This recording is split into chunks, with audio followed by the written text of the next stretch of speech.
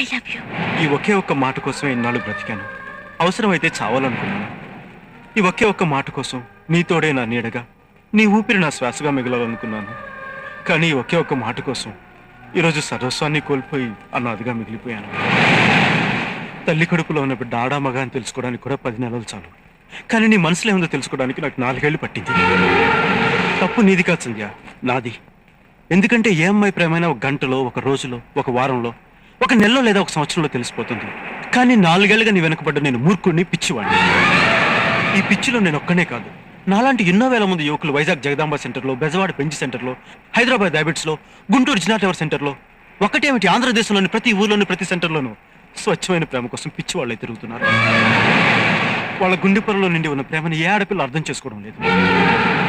అయినా మీరంతా నిజమైన ప్రేమను నమ్మరు. ప్రేమించామని కబుర్లు చెప్పి కడుపు చేసి పారిపోతారే, వాళ్ళని నమ్ముతారు.